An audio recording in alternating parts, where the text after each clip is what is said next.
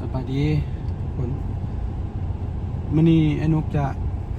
มาอธิบายหรือว่ามาแนะนำเรื่องการนำใส่ตัวกดปุ่มอยู่รถเนาะเพราะว่าบางคนซื้อรถมาตัวอย่างว่าเป็นรถประเภทอีโก้รีโวเนาะสลายซื้อรถรีโวมามันจะมีกดปุ่มอีโคกับพาวเวอร์นี่สองปุ่มนี่เนาะบางคนซื้อมาแล้วบ่เคยได้ใช้แล้วก็บ่ฮู้ว่าคนประโยชน์ของสองอย่างนี่มันมีอย่างไรเนาะมื้อนี้ไอ้นกจะพาพี่น้องเข้ามาเบิ่งและจะอธิบายให้เนาะละเอียดเข้ามาเบิ่งเลยเนาะตัวนี้พี่น้องมันจะมีสองอันนี้เนาะสองอันนี้เนาะตัวEco Mode นี้กับPower Mode นี้เนาะถ้าว่าเฮาแล่นเฮาอยากประหยัดน้ำมันหรือว่าเส้นทางที่เฮาแล่นไปหั่นมันมีฝนตกยามฝนตกแล้วถนนมันมืดเนาะเฮาบ่อยากให้รถมันเสียหลักหรือว่ามันสไลด์ไปทางออกจากเส้นทางเนาะเฮาก็กดตัวนี้กดปั๊บตัวสีเขียวนี่ขึ้นมาโหลดเนาะเป็น Eco Mode ตัวนี้เฮากดปั๊บ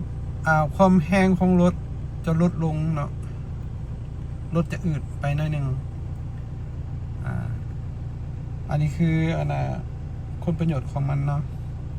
กดปุ่มตัวนี้เนาะเพื่อบ่อยากให้รถนี้มันสไลด์หรือว่ามันลื่น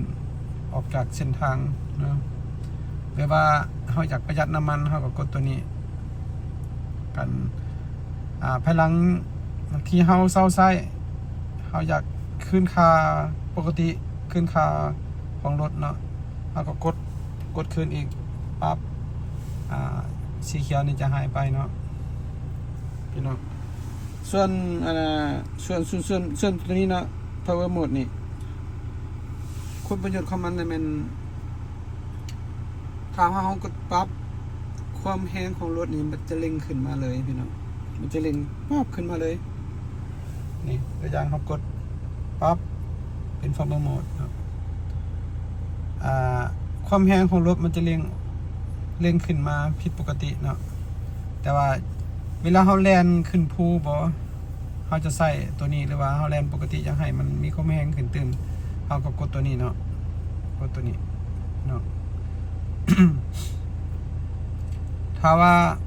เฮาเวลาเฮาแล่นหั่นอยากให้เร่งเหยียบคันเร่งเพิ่มขึ้นตลอดเลยเนาะเพราะบ่อยากให้รถนี่ถ้าว่าเฮาผ่อนคันเร่งจะเห็นให้รถนี่อึกอักมันจะขาดตอนเนาะมันจะบ่เสถียรในการแล่นฉะนั้นเพราะว่าปุ่มตัวนี้จะเห็นให้รถนี่เพิ่มความไวขึ้นแต่ว่าเฮาบ่แตะคันเร่งเห็นให้รถมันแล่นบ่สะดวกมันจะอึกอักกับพี่น้องเด้อแล้วก็อัน2มาเลยแม่นถ้าว่าเส้นทางมันมืดฝนตกเฮาก็บ่ควรใส่ตัวนี้เนาะเพื่อจันว่ารถมันแล่นไวหลายจะให้รถมืดหรือว่ารถเสียหลักนะพี่น้องฉะนั้นถ้าว่าเฮากดขึ้นอีกบัดนึงเนาะที่เฮากดค่าจะเป็นค่าเดิมของรถเฮากดอีกบัดนึงกดปั๊บ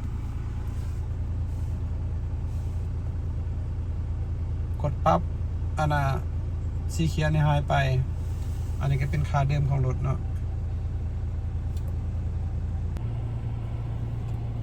เห็นบ่พี่น้อง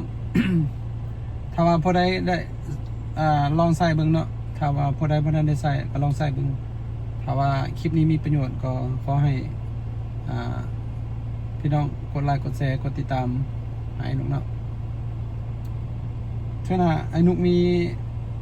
อันดีๆจะมาให้พี่น้องนำชมเติมเนาะขอบใจ